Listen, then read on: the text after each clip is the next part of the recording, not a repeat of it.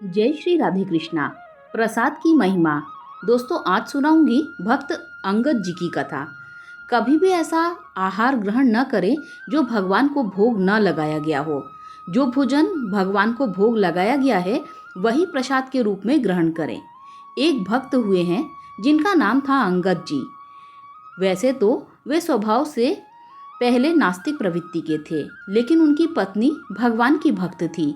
उनके मायके में संतों की सेवा होती रहती थी और वहाँ उनके गुरुदेव के उपदेश सुनने को मिलते थे। विवाह के बाद जब वे अंगद जी के साथ ससुराल आई तो देखा कि वहाँ राज वैभव तो था, लेकिन न किसी संत के दर्शन संभव था और ना ही संत का आना जाना। न भगवत चर्चा होती और ना ही सत्संग। रानी बहुत व्याकुल हो गई। उनके मायके में रोज संतों का उच्छिष्ट मिलता रहता था। सद्गुरु देव भगवान के दर्शन होते रहते थे, लेकिन यहाँ भक्ति का कोई भी वातावरण नहीं था। हालांकि अंगद जी की एक विशेषता थी कि वे अपनी पत्नी को भगवत भक्त मानकर बहुत श्रद्धा करते थे और उनके भक्ति मार्ग में कोई विरोध नहीं करते थे। लेकिन स्वयं न तो भक्ति का आचरण करते थे, न संत महात्माओं के प्रति कोई श्रद्धा रखते थे और न ही भगवान की आराधना करते थे।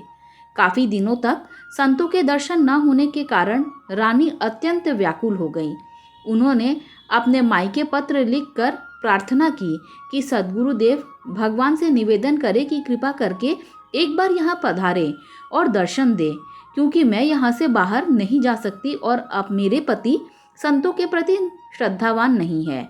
जब मायके के राज परिवार ने राज गुरुदेव से प्रार्थना की तो वे करुणामय होने के कारण आने के लिए सहमत हो गए। गुरुदेव के आगमन से रानी अत्यंत हर्षित हो गई। उन्होंने चन्नामृत ग्रहण किया, आरती उतारी, भोग अर्पित किया और गुरुदेव को आसन पर विराजमान किया। फिर वे धीरे धीरे उनके चरण दबाने लगी। इतने में अंगद जी वहां आ गए और अपनी रानी को किसी संत के चरण पकड़े हुए देखा।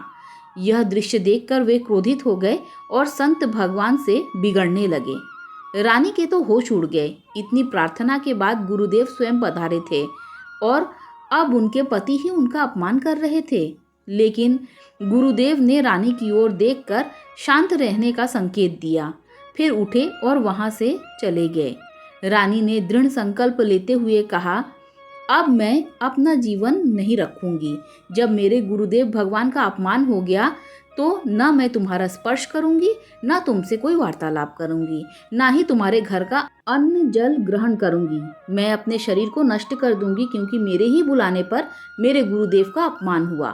अंगद जी अपनी पत्नी पर अत्यंत आसक्त थे। उनकी यह प्रतिज्ञा सुनकर उनका हृदय व्याकुल हो उठा। उन्होंने भी अन्न जल का त्याग कर दिया। जब कई दिन बीत गए तो वे अपनी पत्नी के चरण पकड़कर बोले, तुम जानती हो कि मैं तुम्हारे बिना जी नहीं सकता।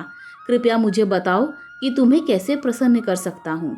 रानी ने कहा, यदि तुम सच में मुझे प्रसन्न करना चाहते हो तो हमारे गुरुदेव के चरण पकड़कर उनसे क्षमा याचना करो, उन्हें मनाकर वापस लाओ और यहाँ आकर उन्हें भोग लगवाओ। यदि वे यहाँ भोजन ग्रहण कर लिए तो हम उनका उच्छिष्ट पाएंगे और हमारी दिनचर्या फिर से पूर्ववत हो जाएगी। अंगद जी भक्ति भाव से नहीं बल्कि अपनी पत्नी के प्रति आसक्ति के कारण वे उनके गुरुदेव के पास गए। उन्होंने चरण पकड़कर क्षमा मांगी। संतों का स्वभाव ही करुणामय होता है। कितनी भी बार कोई उनका अपमान करे, लेकिन जब कोई सच्चे हृदय से दंडवत करता है तो वे सहज ही कृपा कर देते हैं।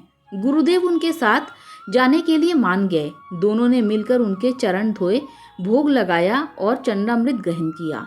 हालांकि अंगद जी यह सब भक्ति से नहीं बल्कि अपनी पत्नी को प्रसन्न करने के लिए कर रहे थे।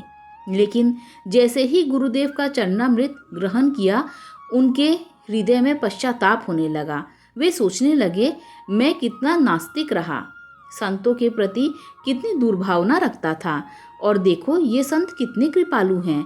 अब उनकी बुद्धि जो पहले विपरीत चिंतन करती थी, अनुकूल चिंतन करने लगी। उन्होंने अपनी पत्नी से कहा, हमारा अब तक का जीवन व्यर्थ गया। कृपया मुझे बताओ कि भक्ति कैसे करनी चाहिए। धीरे धीरे वे ठाकुर सेवा में सहयोग देने लगे। अब बिना भोग लगाए वे कुछ भी ग्रहण नहीं करते। वर्षों से उनकी यही दिनचर्या बन गई। पहले ठाकुर जी को भोग लगाना और फिर केवल प्रसाद ही ग्रहण करना। साथ ही अंगद जी ने 4 पार्षद नियुक्त कर दिए, जिनका कार्य था कि जहाँ कहीं भी संत दिखाई दे उन्हें घर बुलाकर भोग लगवाएं। अंगद जी बहुत वीर पुरुष थे और राजा के भतीजे भी थे। एक बार उन्होंने किसी राजा पर आक्रमण किया और विजय प्राप्त करके उसका मुकुट जीत कर ले आए। उस मुकुट में 101 हीरे जड़े थे, जिनमें से एक हीरा अत्यंत अमूल्य था। अंगद जी को इस विशेष हीरे का मूल्य और महत्व ज्ञात था। उन्होंने शेष हीरे विजय प्राप्त राजा को लौटा दिए, लेकिन वह अमूल्य हीरा अपने पास रख लिया और कहा, यह हीरा जगन्नाथ जी के मुकुट पर जड़ेगा। राजा के कुछ मंत्री और विषयी स्वभाव के दरबारियों ने राजा को उकसाया, उस हीरे की कीमत आपके पूरे खजाने से भी अधिक है, आपको इसे हर हाल में वापस लेना चाहिए। राजा ने विनम्रता से अंगद जी से आग्रह किया, कृपया वह हीरा हमें दे दीजिए। लेकिन अंगद जी अडिग रहे, नहीं, यह हीरा हमने जगन्नाथ जी को अर्पित कर दिया है। मनुष्य की बुद्धि बदलने में देर नहीं लगती। राजा की बुद्धि में भी विकार आ गया और उसने ठान लिया कि अंगद जी को मार दिया जाए, लेकिन क्योंकि वे उसके चाचा थे, इसीलिए सीधे मारना उचित नहीं लगता था, वरना राज दरबार में निंदा होगी। राजा ने एक षड्यंत्र रचा। उसमें अंगद जी की बहन, जो राजमहल में रसोई तैयार करती थी, को अपने पक्ष में करने का प्रस्ताव किया। राज परिवार में भोजन अत्यंत विश्वसनीय लोगों द्वारा ही बनाया जाता था और अंगद जी की बहन इसी कार्य में लगी हुई थी। राजा ने उसे लालच देते हुए कहा, तुम जितना धन चाहोगी उतना दूंगा, बस तुम अंगद जी के भोजन में विष मिला दो।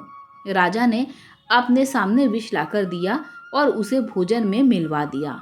अंगद जी को इस षड्यंत्र का कोई आभास नहीं था।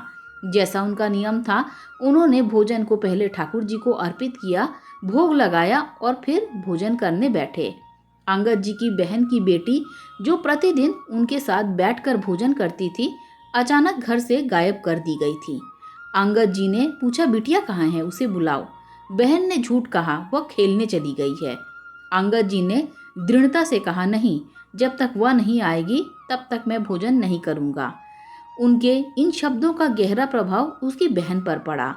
वह विचार करने लगी कि जो व्यक्ति मेरी पुत्री से इतना प्रेम करता है, क्या मैं उसे विष देकर मार सकती हूँ?